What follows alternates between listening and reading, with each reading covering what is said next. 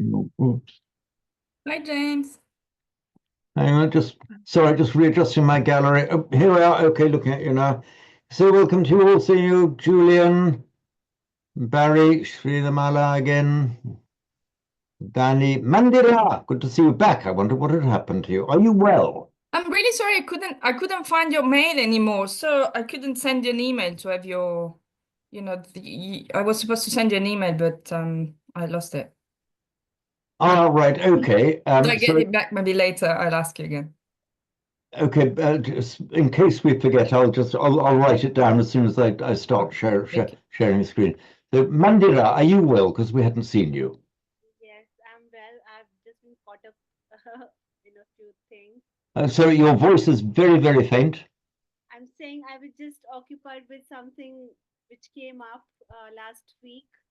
Life getting in the way. We know. Okay, good to see you back, Mandira. Very sorry about that. Okay, not to worry. Not to worry, Mandira.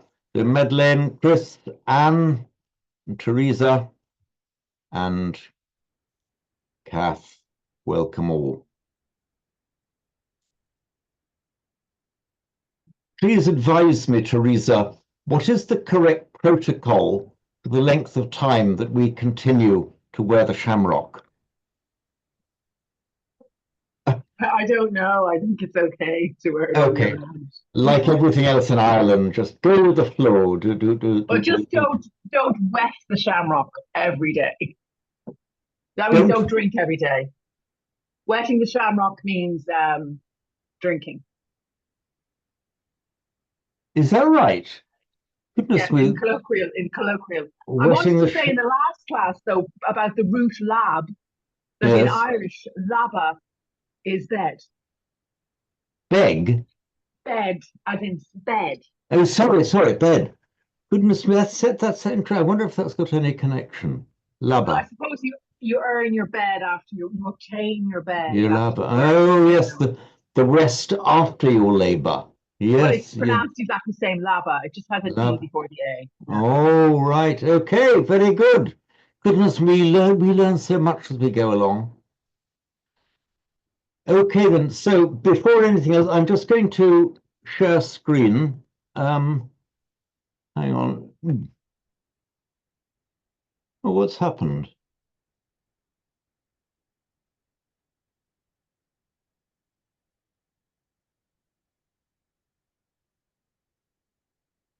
Something's gone odd. Share screen, share.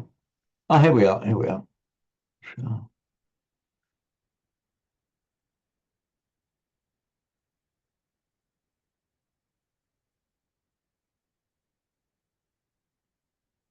Sorry, rigmarole every time.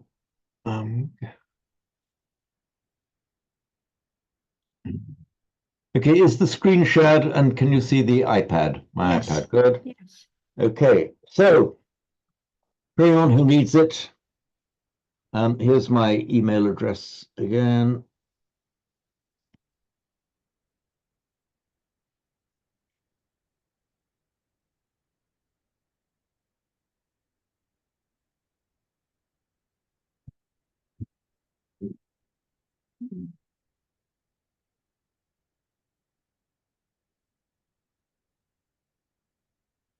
There we are. So James P. Whelan 67 at gmail.com. Thank you. Okay, there we are, Danny. So last time we were on the Bodhicharyavatara, chapter 6, verse 24, that I'll call up.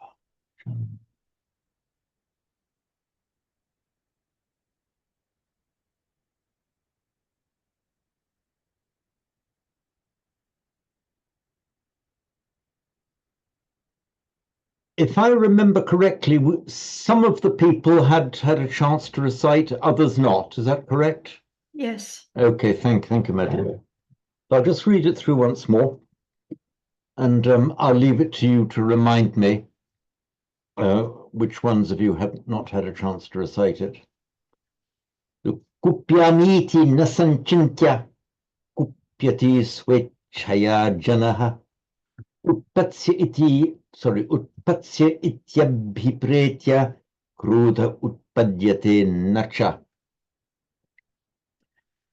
So I can't remember whether the last time I made it clear enough, but sanchintya,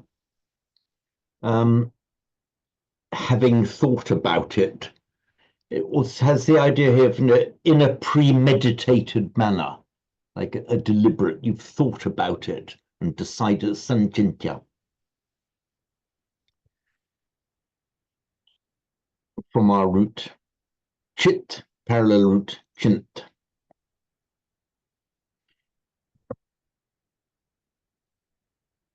So before we go on to the recitations of those who haven't yet recited, were there any further comments or queries about this?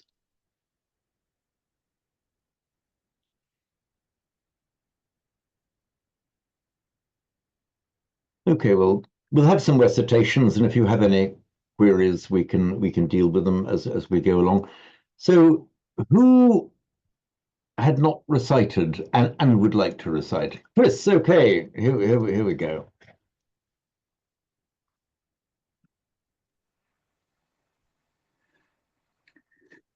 Kupyamiti na samchita samchitya Sanchintya. samchintya kupyati swechaya janaha upatsya iti upatsya abiti upatsya iti abhipretya krodha upayeti nacha. Utpadyate Padyate nacha.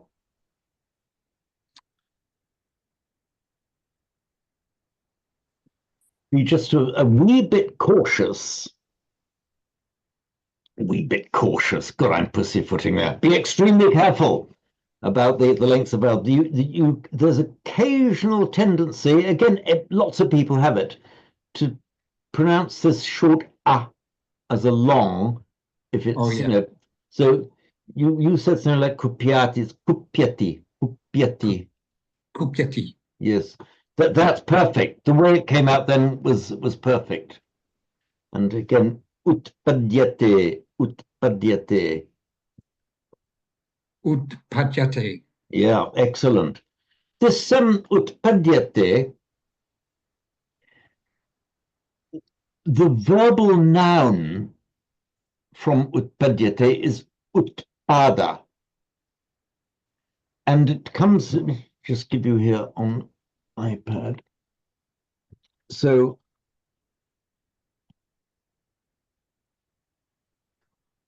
from the root pad, if meaning to go, utpad to arise, and utpada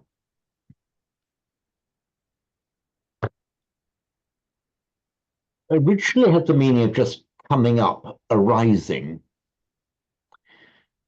but then by extension has the meaning of coming into existence. That's the Sanskrit form. The Pali form, standard mutation here, we have upada in Pali. And we see this word upada in our phrase, the paticca samuppada, conditioned co-arising, which in Sanskrit is pratitya samutpada, and in Pali paticca samuppada. I'll write these down.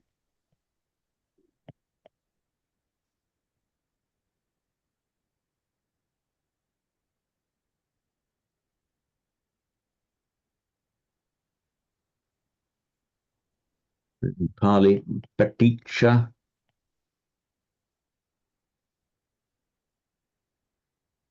samuppada.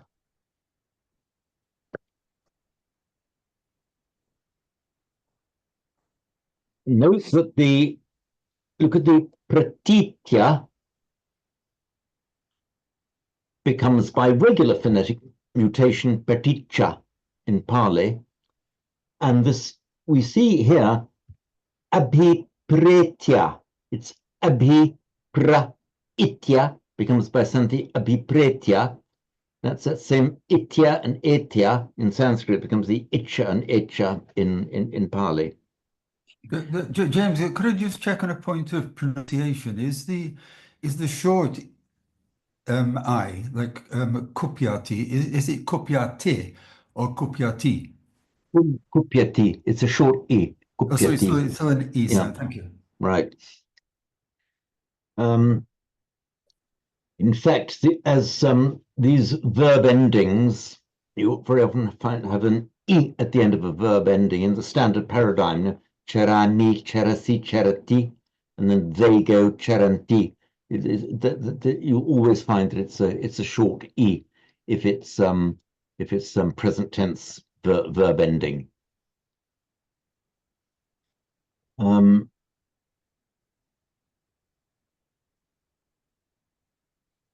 Note, however, I just mentioned this in Pali, where it does lengthen, but only if it's followed by a t at the end of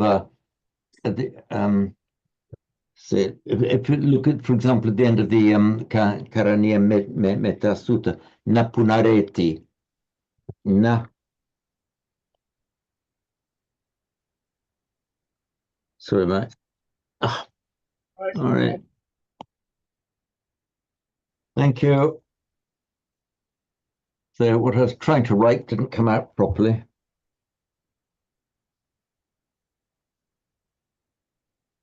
Actually, this is a useful example because this phrase happens to be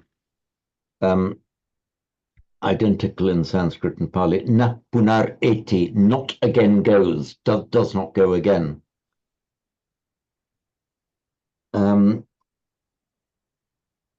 In Pali, when you close off a quote with a T, you always lengthen the previous vowel, na punare ti, ti. But that's purely a phonetic phenomenon before a final close quote T. It doesn't happen in Sanskrit, but it does happen in Pali. So for Sanskrit, remember these verb endings ati, anti, always end with a short E. As a matter of interest, Barry, what was it that sparked the query? I thought it was I'd been pronouncing the third person ending as t, but I was hearing the person who read it and yourself pronounce it as a short e. So I was just checking on that. Okay, right. So it's in this one, you see nakupyaniti. It's if we take out, do the sandhi vigraha, remove the sandhi, it's kupyami short, iti short. It becomes long here simply by sandhi of the short of the e plus e. Kupyami iti by sandhi becomes kupyamiti, but standing on its own, kupyami with a short e. And here nasantintya kupyati. Swechayajana kupyati. If it stands at the end of a line, there's sometimes a tendency in recitation to make it a little bit longer because it comes at the end of a line, but it is grammatically short. That's just the tendency of the human voice in recitation to lengthen the final syllable of a line in poetry. But as I said, that's nothing to do with grammar. Grammatically, it's short.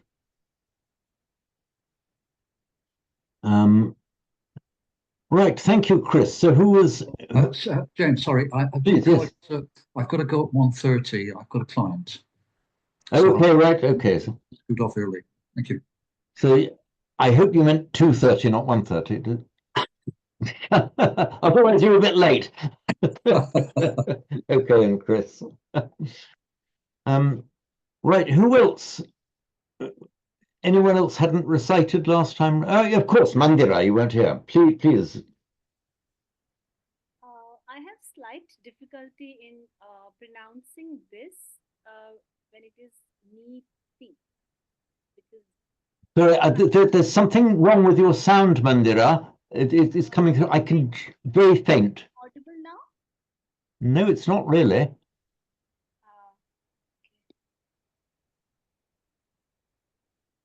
I'm just wondering whether is your microphone far from your mouth? No, not at all. Oh. Okay, we can just about hear. So, what was it that you had a difficulty with? Yeah, so this word kupyamiti. Kupyaniti. Kupyamiti. Mm-hmm. Because it has a long E, the syllable ma has a long E, and it is ending at T, short T. Yes, correct. So normally I have a difficulty in pronouncing such words which do not end, which do not have, which, I mean, this ma is causing a bit of trouble because it does not have a short E. Okay, this me that I've highlighted in the Devanagari there. Yeah, well, so how do I pronounce it? How do I do it in a flow? Okay. Kupyaniti na sanchintya. Kupyaniti na sanchintya. And if you did the santi vigraha, that's taking out removing the santi and pronouncing the words in isolation, it is kupyami, short e, kupyami iti. Right. And it's because of the santi, kupyami, the final short e of kupyami meets the initial short e of iti, and then by santi they coalesce into a long e. So that's why kupyami iti becomes kupyami iti. Okay, let me try. Has that resolved the problem for you? Yes. Right. Am I audible now? Is it better? It's not as good as it has been in the past, but I can just about hear. Having said that, I've just reminded myself that I'd failed to put in what I can euphemistically call my audio boosters. I've realized I'd forgotten. I'll put them in now. Sorry, bear with me one second. Whether that will hopefully it should make a difference.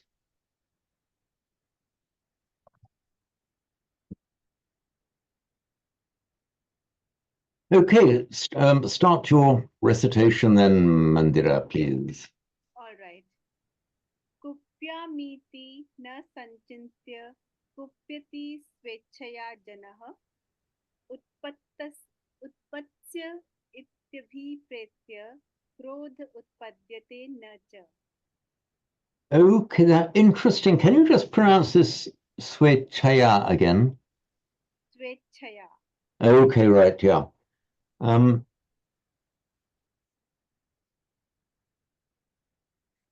As a matter of interest, we have our word, let me call up. It's just what I'm focusing on here is the pronunciation of the e. As you know, this e is always long in Sanskrit. Whatever happens, nothing can shorten. It's always an e. And exactly the same applies to the o. O is always long. The same rule applies in Pali. It's all e and o are always long by nature if they can be, but they can be blocked from being long if followed by a double consonant. So let's look at the word, our well-known word, metta.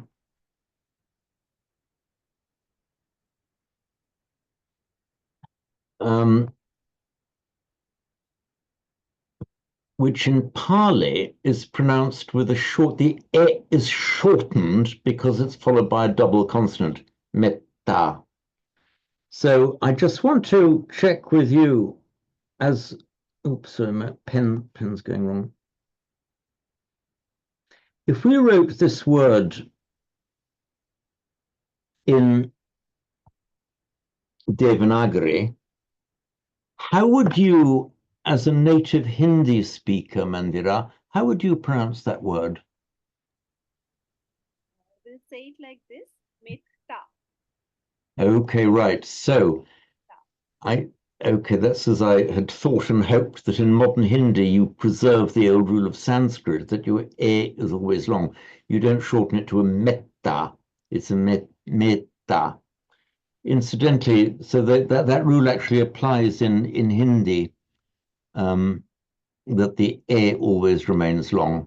As an aside, in Punjabi, you can have an E and an A and an O and an O. In Punjabi you can, but not in Hindi. In fact, in Punjabi, they have a separate symbol for a short A. Excuse me, what does metta mean? Metta, that's one of the Brahma Vihara. That's the word that's often translated as loving kindness. It's one of the Brahma Viharas, the literally divine abidings. You have I'm using the Pali words, though they overlap with Sanskrit. You have metta, karuna, mudita, upekha. And these are known as which are metta, translated not quite accurately as loving kindness. It's more an attitude of goodwill, really. Karuna, compassion. Mudita is sympathetic joy, like feeling joy at the happiness or success of others. And upekha, which is often translated as equanimity. Have any of you heard my screed on upekha? Actually, it's really No, interesting. we haven't. Okay, right. Do you all want me to do it for you? Yes, Jolly please. good.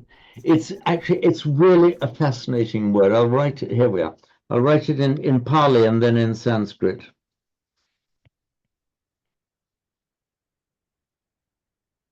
So upekha in Pali is one of the highly desirable states. It's known as one of the Brahma Viharas, which is literally translated as the divine abidings, the divine state in which to be, upekha.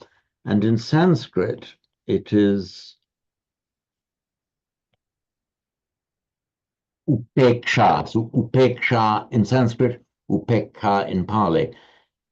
And I tried to get the pronunciation right there. You notice that in Sanskrit, I pronounce it with the long A, upeksha, upeksha. But in Pali it becomes shorter, upekha, because it's followed by a doubled consonant, double k. And it's often translated, and it's a central word to the Buddhist meditation practice and doctrine. Upekha, it's often translated as equanimity, but it's it's more than equanimity. Equanimity can often have the feeling in English, if you're equanimous, you don't care one way or the other. It's all the same to you. But the feeling, the tone of this word, if you analyze it in Sanskrit, it is upa plus iksha.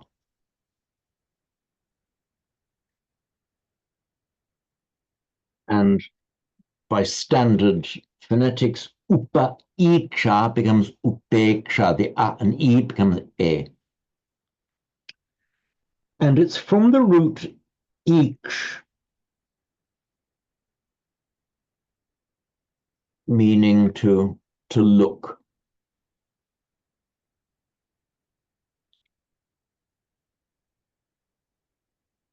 When it came into in fact, it's from a variation. We have the aksha, and that's meaning the eye, aksha. And as so often happens, so the aksha becomes the akka. You also have another chakshu, but I'm making it a bit complex there. by just a few moments on the phonetics of Hindi. When you have it in Sanskrit, when you have a word with a short a consonant and a consonant cluster, and also with a kuksha, so that what happens that Hindi prefers to lengthen the vowel, and instead of the ksha, it has a k, and sometimes it will actually nasalize the vowel. So not ark, but ank. So the modern Hindi ank, meaning the I, is a direct derivative of the Sanskrit aksha.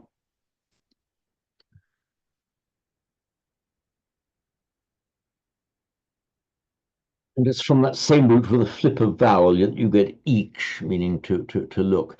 When this sound came into Latin, the vowel flipped to an o.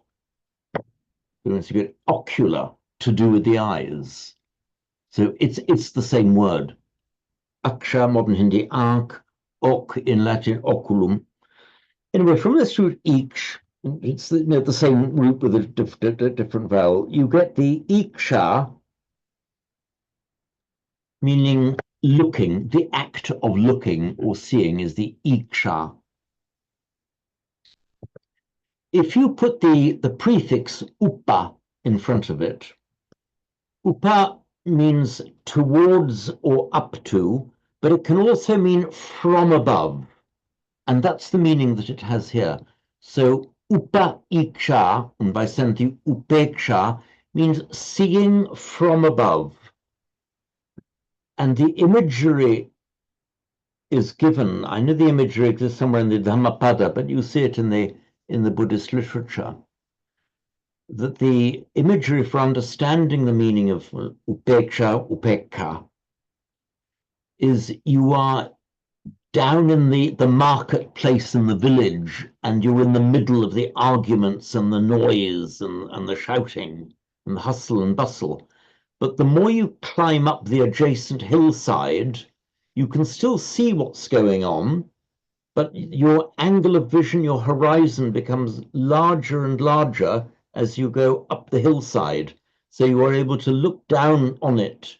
You're still fully aware of what's happening, but you've got a more distant and a wider field of view. So upekka, upeksha, is not just the equanimity. Yeah, that field of view produces equanimity. You aren't in the middle of it, you are above it. But the idea is you're still seeing with total clarity, but you're seeing far, far wider. Things are in perspective, literally, and metaphorically. That which was important to you and in your face down when you were in the middle of the argument in the market square now becomes it's still there, but it's distant and unimportant, and you see it more clearly. That is my understanding of upeksha. And the other one, Barry was asking about the meaning of metta. Metta, as I say, often translated as loving kindness, but that puts an emotional tone into it, which I don't think is fully there in the original Sanskrit and Pali. It's more an attitude of general goodwill,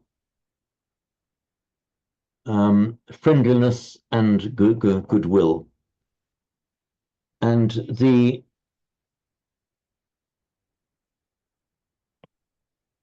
we have the Sanskrit word mitra, meaning a friend. And it's from a root mitumit, meaning to be with people. So the mitra is the person you want to be in association with, the person you want to remain close to as your mitra. It has come into modern German simply as mit, meaning with,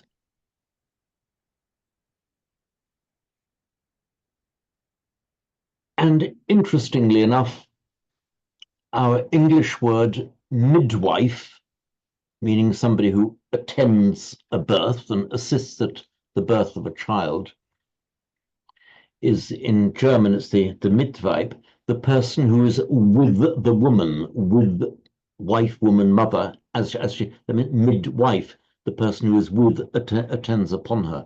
So that meaning of mit, we see it in modern German, we see it in English. Now back to mitra, we can make an abstract noun from mitra, maitreya, in Sanskrit, maitreya, meaning the quality of treating everybody as a mitra. So it's an attitude of friendliness and goodwill, an attitude of wishing well towards people. And it's maitreya that by standard phonetic mutation is what has become metta in Pali. So there we see. So that's the etymological connection between the mid of midwife, the mit with in German, metta, maitreya, mitra. That's really interesting, James. I'm sorry, say again, Barry? I was just saying that's really interesting. Yeah, well, you see, when you delve into these things, you see there's so much that's in Sanskrit and Pali, and we're still using those words sometimes in virtually identical form, but often in just slightly varied form in our modern English. I'd always thought that my wife was a midwife in the past. Ah, right. And I'd always thought that the mid meant sort of in between the baby being inside and the baby being outside. That was also something that I had thought when I'd been looking at this word, and indeed looking at the midwives themselves when I was standing on observing for the birth that I was ultimately responsible for, in a way you might say. And then it was only later that looking into the etymology of these words, that there it is. Wow, yeah, that same word we're using now. Yeah. And even the word like upeka. If you analyze the upeka, Sanskrit upeksha, upaiksha, the word upa is exactly our English word up. I mean, it's the same word. We've lost the at the end of the English word, but it is up. And the iksha and the aksha into Latin oculus, when it came through the German line, the Germanic line became Augen in German, and EYE, we lost the G sound in modern English, but it's traceable back to that same ich root, an aksha root. So that's how it is that you can't see it on the surface, that the modern Hindi ank and the modern English I are actually etymologically from the same word, with just the phonetic mutation over the years. And the word, looking at the Brahma Viharas, then we have karuna, which is often translated as compassion.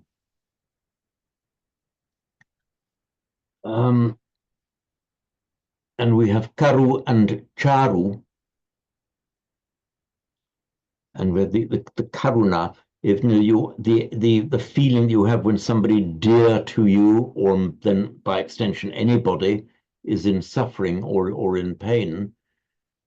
We have in English, we have the word, well, in Latin, carus, meaning dear, and we have that in the modern Romance languages, Italian, Spanish, well, caro, and the French, cher. Also via Greek into English, we have charity. So again, these are all cognate with the karuna. And the other one, James, what's karuna is it the form of you said feeling that you have of a dear one in pain, but I can't. What kind of? Yes, it is. It's a feeling of compassion that you have at the sight of somebody else's suffering. Originally, etymologically, the word comes from caru, charu, carus in Latin, the feeling that you have when somebody close to you is in pain. But then by extension, it means compassion generally for anybody in suffering. But that's the original etymological origin of this word. So the name Charu in Hindi or whatever means dear one. I'm sorry, say again. When somebody's called Charu, the name Charu, sometimes you hear the name Charu. Is that Charu? Yeah, it's name for... it is the same. You often get a flip between a k and a cha, even within Sanskrit.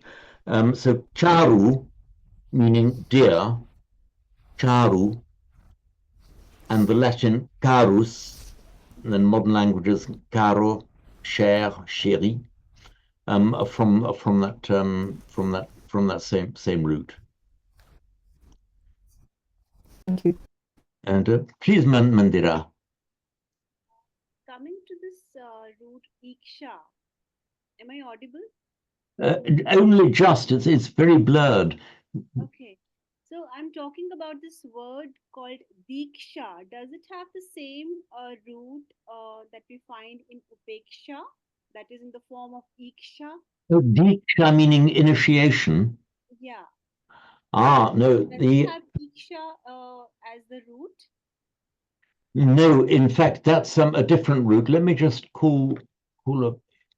It's actually the original root, and maybe a subroot there. The original root is showing or pointing the way, because the original diksha, the initiation, is when the guru points the way. Let me just call up the oops, sorry, getting the wrong thing up here.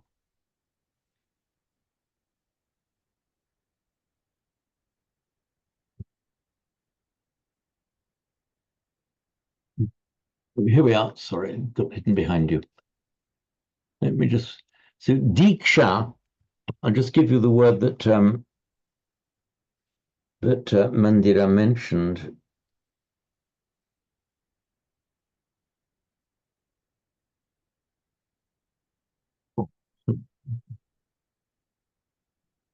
So the hearing was bad. This is the word you said. Is it diksha? Okay, yeah. So let me just call up the oops. Come on. W advanced diksha.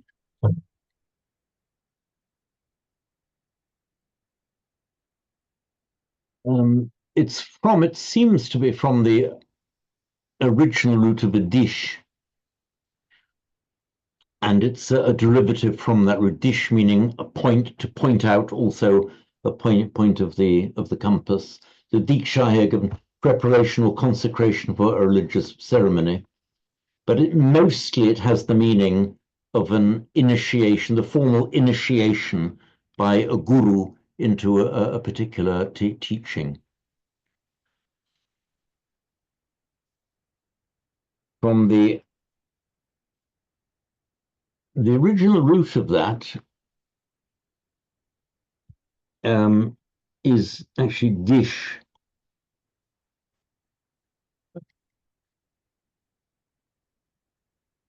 And the root dish originally means pointing and then showing.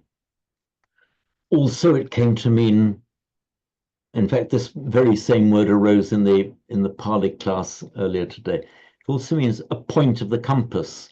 And interestingly, it happens both in Sanskrit and in English. The word dish, meaning point, as in point with your finger and then indicate, show something to somebody, and point meaning point of the compass.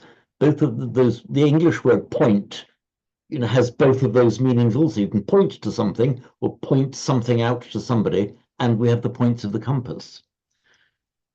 Now,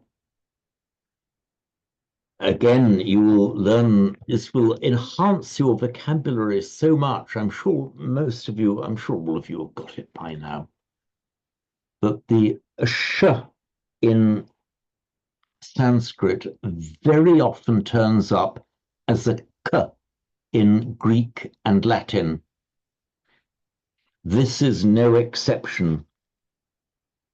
So the dish in Sanskrit turns up as the dik in Latin.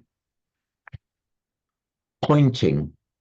If we put the prefix in front of it,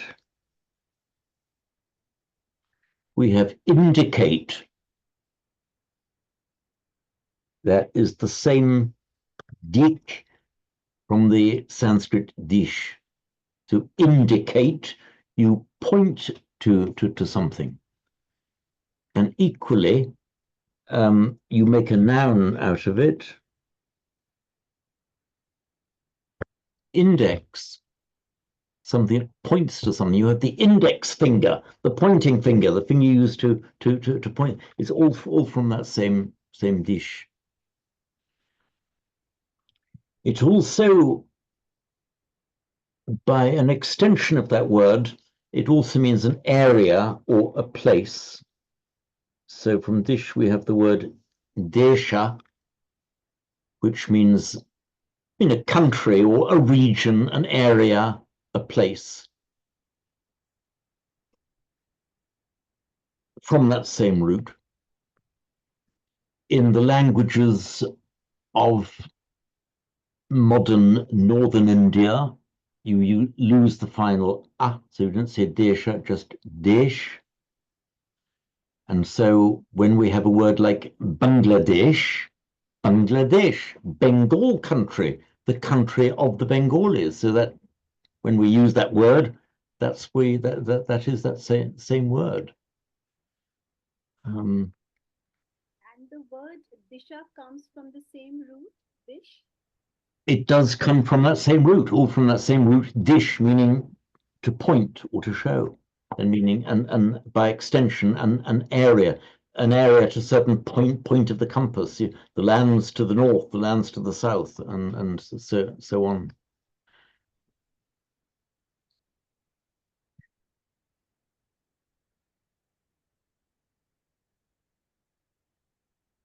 So yeah, this has been a very entertaining rabbit hole. Indicate and desha, diksha, all from that same root. I've lost my text now. James, can I just ask about Maitreya? Is that the same? Is that where Maitreya, Buddha Maitreya comes from? The same word? It is that same word.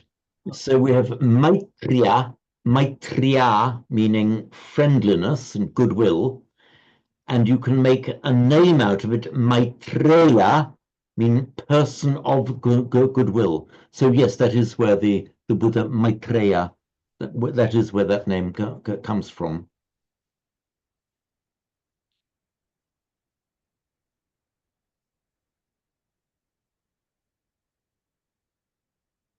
Right. So who was next for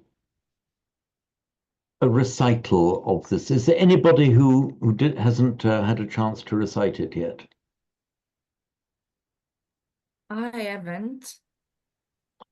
Okay then, Danny, please Let's go ahead. Kupya miti na samchitya kupyati svechaya janaha utpatsya ityabhipretya krodha utpadyate na cha. Okay. Again, be careful about the lengths of the vowels. You see, so you said your native languages were effectively Italian and French, is that right? Yeah. Okay. Italian, yeah. So in Italian, you have slight variations in long and short, but the most important is the stress. In Italian, same I suppose in French, a vowel is short or long, as it were, because of its position in the word. Yeah. In Sanskrit, they can be independently long or short, depending on the word. For example, let me call up. We have these from the root bhu. We have two separate nouns, bhava and bhava. The difference between them is just solely whether it's a short or a long ah. Now, the native French speaker might just want to say bhava. The native English speaker probably says only bhava. The native Italian speaking bhava, bhava. But in Sanskrit and Pali, these are identical. It's vitally important. The length of a vowel is, as it were, an independent thing. A vowel can be long or short, independent of what comes before it, and more importantly, what comes after it. So bhava, bhava. And if you look at this word, they can just pronounce this word krudha, krudha, krudha. It's a deliberately long O, krudha. And it's longer, even in this position, it's a bit longer than it would be pronounced in Italian. Krudha. Krudha, yes. Also, if you pronounce this kupyati. Kupyati. Okay, very good. A lot of people a lot of beginners would make the mistake of pronouncing it as an arty sound. But I said, no, it's not pronounced arty as in a Maserati car, it's ati, kupyati, kupyati. So, otherwise you do that pretty well. Would you just like to recite this verse once more, Danny, but with particular emphasis on the lengths of the vowels? Okay, I try. Kupyamiti na samchintya kupyati svechaya janaha. Utpatsya ityabhipretya krodha uttadyate nacha. That was pretty good. You see that that was really nice. That was very careful on your lengths of vowels. I'm just going to pick you up on one small thing. Could you say this word utpadyate? Utpadyate. Oh, utpadyate. That's where before it came out a little bit too long. So I'm like utpadyate, utpadyate. Okay. Okay, you're really getting it, Danny. Very good. That's what I like to hear. Thank you. So, James, sorry, James, what's the difference between the two bhavas, the one with the long A in the middle and the one without it? On the iPad. Okay, let me call that up. Okay, here we are.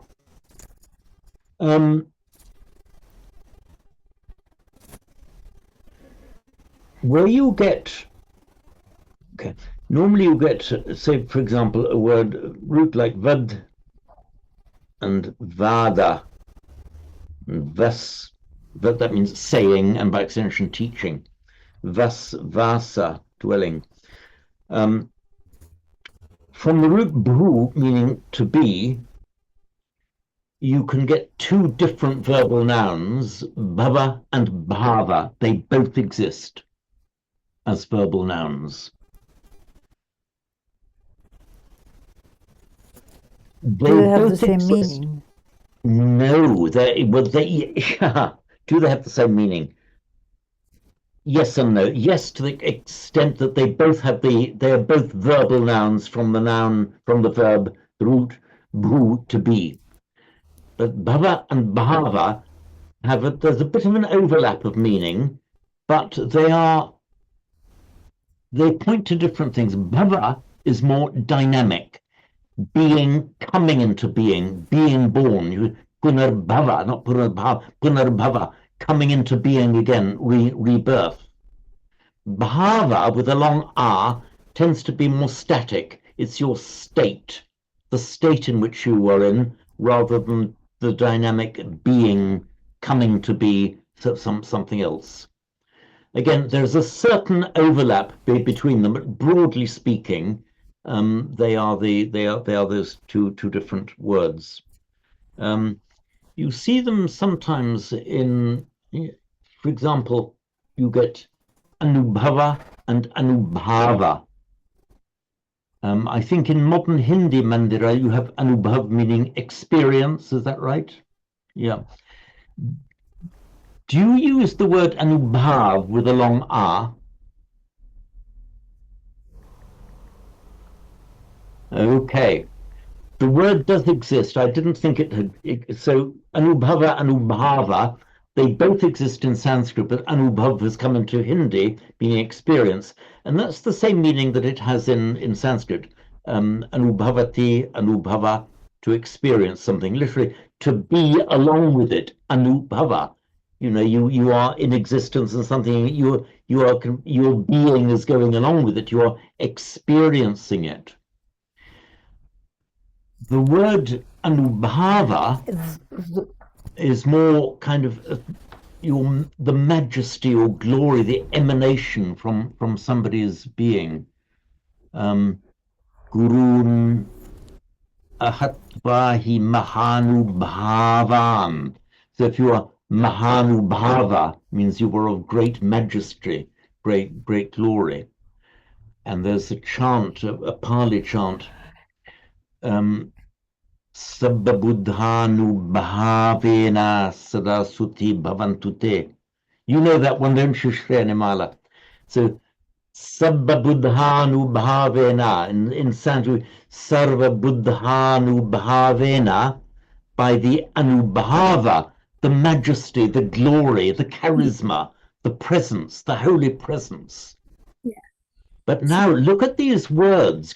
Rather than look at the modern translations of Anubhavati, Anubhav in Hindi, Anubhava in Sanskrit, it's just experience something. You are there, you are here, something is happening, you are experiencing, you are going along with it, you are being along with it, Anubhava. Now, Could you write that down? Yeah, of course, yeah. So give me a second. I've got the sunlight just started to fall across my screen. I'll be right with you. Draw the curtains.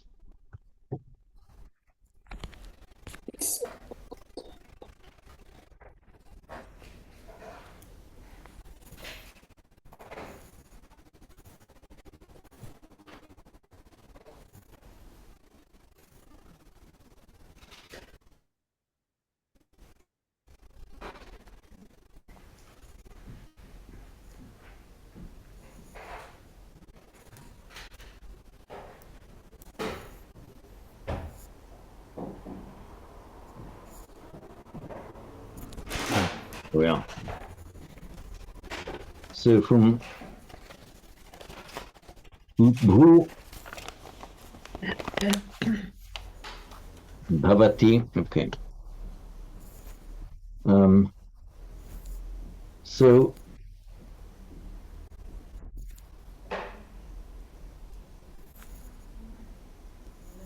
Anubhavati, to experience, to be along with something. So Anubhavati in Sanskrit, Anubhav Karna would just be the way you say it in Hindi, to experience something. Now, we get the verbal nouns, Anubhava, experience, the same in modern Hindi, but without the final A. And we also have from the same variant of the same word, Anubhava. So anubhava experience, anubhava. If you go back to the feeling of the root, a person has his own being, his own presence, and the anubhava, you have a charismatic or very holy or powerful. Even a very wicked person, would have his anubhava. And people like Hitler and Stalin had their anubhava, a sense of charisma, a sense of personal power. So it's what emerges, what goes along with your being is the anubhava. And in a spiritual context, it's the like a holy power, a spiritual power that emanates from somebody.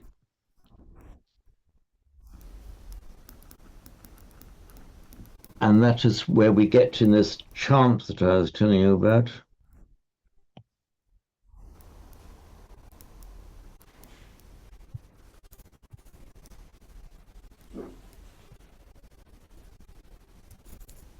Sabba buddhanubhavena. That's the sabba buddha anubhavena. The buddha anu becomes buddhanu. So sabba buddhanubhavena. It would be exactly the same in Sanskrit, except instead of sabba, it would be sarva. Sarva buddhanubhavena. And then the chant goes on as sabba dhammanubhavena and sabba sanghanubhavena. So yes, who was asking? Sorry, James, I had a short question. In Please. the mantra Loka Samasta Sukhi, in the mantra Loka Samasta Sukhino Bhavantu, is the Bhavantu the same root as in may it be? Is it a conjugation of this? Yeah, what happens there is that we have bhavati,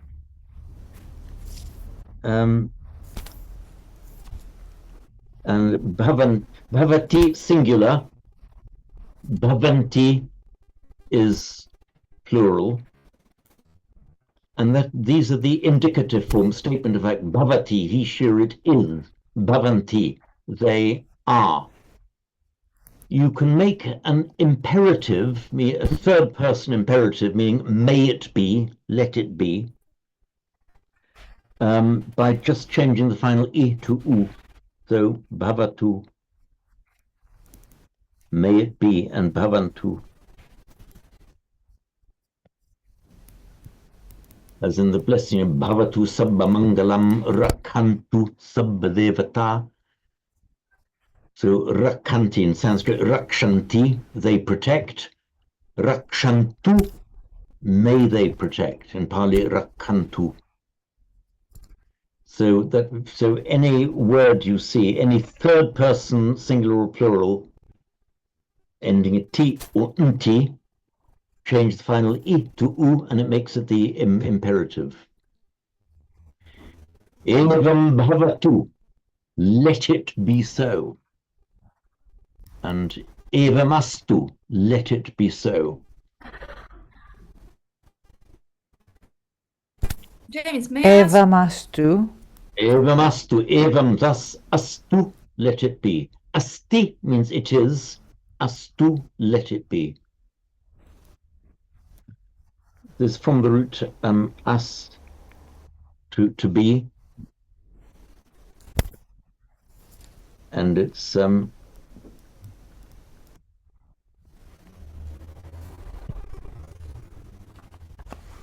it's a class 2 verb, so the endings are joined directly. As, it is, asti, it is. And you will note in Latin, we say esse, in modern Italian, of course, essere, the re on the end, esse, to be. And in Latin, it is est, which is directly cognate with the Sanskrit asti. And in French, it's written the same, but it's just pronounced e. And of course, in Italian, it just becomes e. But it's from that same asti, esse, essere, asti, est, e. I have a question, James. May I? Yes, please do, Danny. So bhavantu is imperative, plural. But Yes. So, bhaveyuhu, which is may they be, right? Bhavantu, may they be, yes. So what's the what's the difference? How differently would can we use Bhavantu and Bhaveyuhu? So Bhaveyu, okay, yeah, in the third person, in the second person, you can have a direct imperative. Then it's like the direct imperative. And you can have then the third, and then may you go more polite way of saying it, putting in the optative. In the third person, bhavantu bhaveyu is,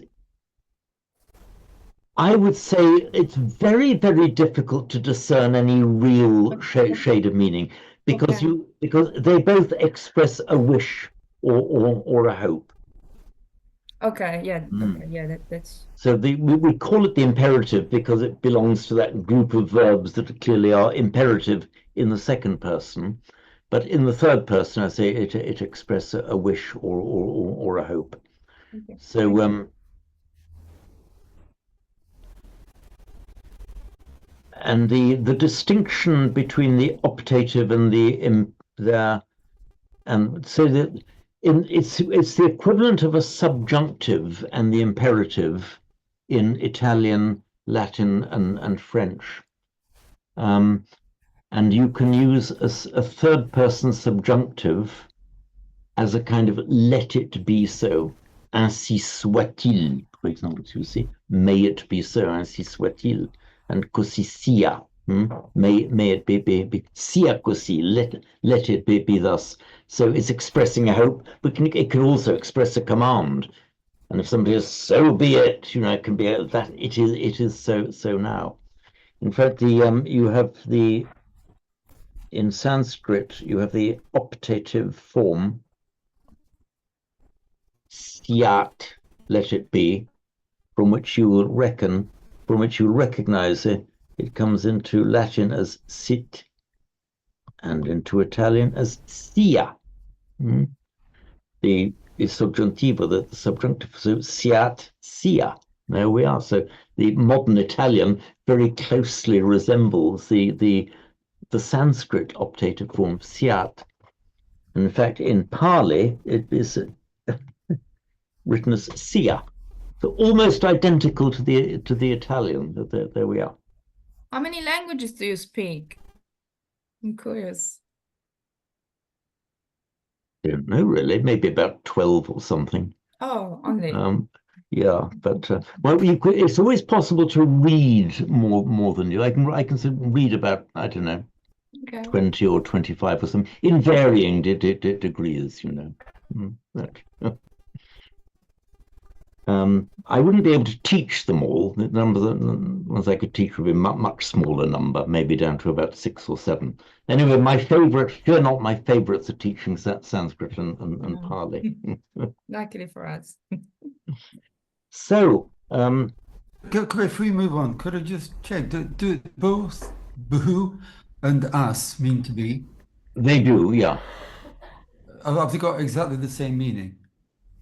Virtually. I mean, sometimes, for example, yes, they do have the same meaning, save that in phrases like there is, by the banks of the river, there was, and so you tend to use the verb asti, meaning there is.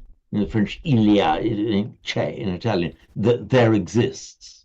But otherwise, they are essentially the same meaning. Okay, thank you. And do you know you're doing it every day, Barry, in your native language? My native language is not. You are. Sorry? But my native language, which are you referring to? Oh, so did you have more than one? I was thinking of English. Oh, well, English it is. I live in Wales, and I just wondered if you were assuming my native language was. Sorry, no. I alas, although I'm Celtic or Irish, I have no Celtic languages to my shame. Oh. But okay, so look at the word bhu, the root bhu and the root as.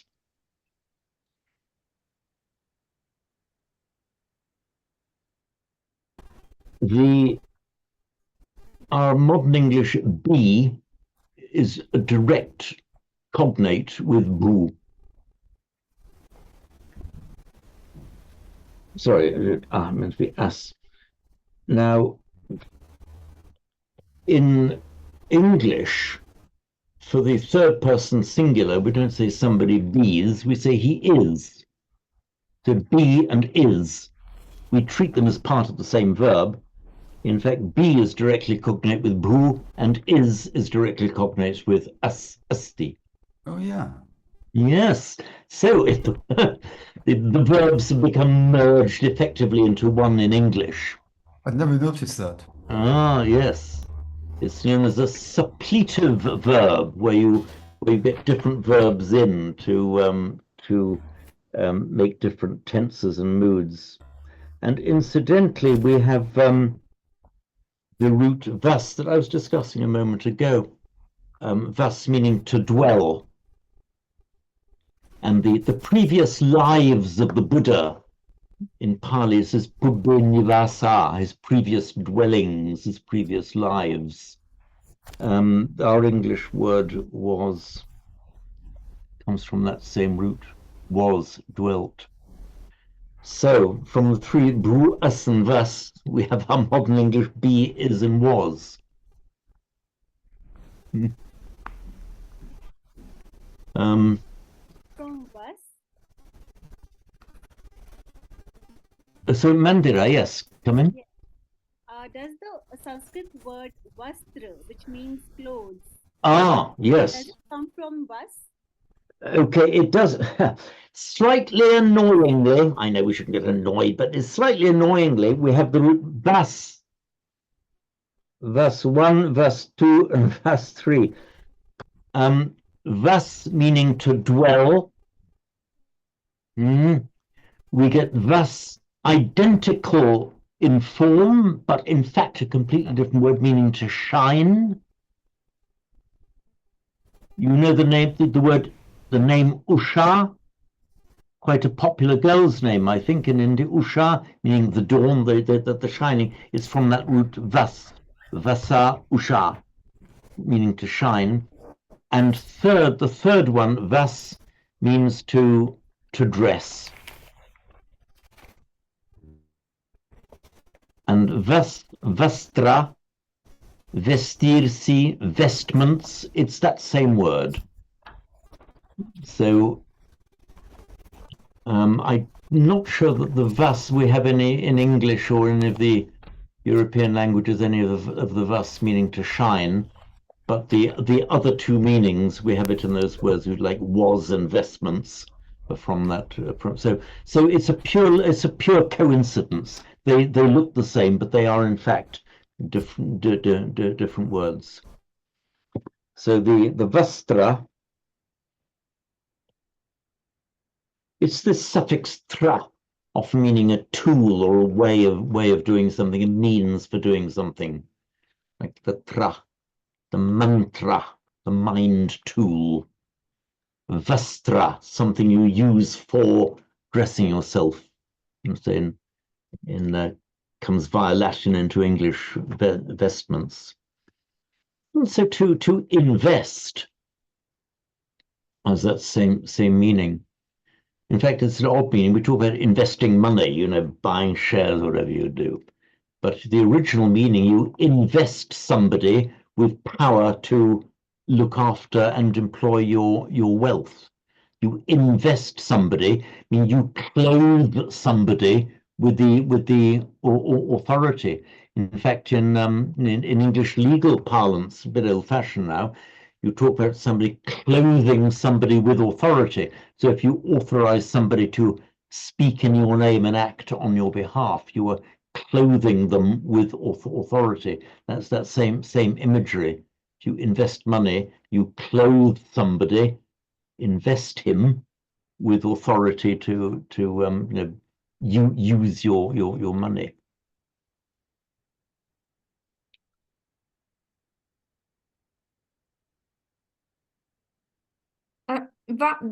Sorry, James, the three meaning of vas, would they be all the three on first class, or we can recognize maybe the different classes? Was a T for the three? Varsity. I'm going to stick my neck out a little bit. I have a feeling they're all first-class verbs, but I'm just going to check that. I do not want to mislead you. Oh, it's just a curiosity. I mean, it's not. Yeah, okay. Oh, no, yeah.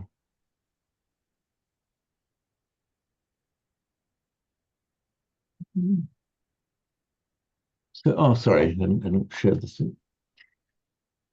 Yeah. Oh, no, see, thus to shine. It's a class 6. Prasmaipada, Uchati, to shine. And the next one, thus to put on, oh, that's a class 2. Thus, not vasati, but vaste. Okay.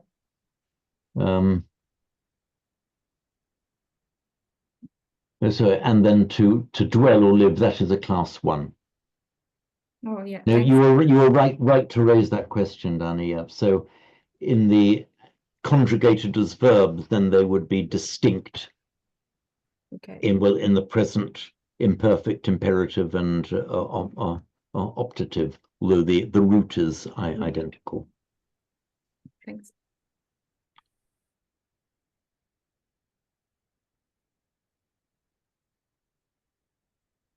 Right, ooh, nearly up to 3. So were there any more? So firstly, is there anybody who hasn't had an opportunity at recitation? I think we'll have. And are there any quick comments or queries arising? We've had some. We always get interesting ones, and this lesson has been no exception. Thank you for those comments. Any more coming up? Can you just tell me, Teresa, how do I'm going to look this up. How do you spell the Irish word for laba bed?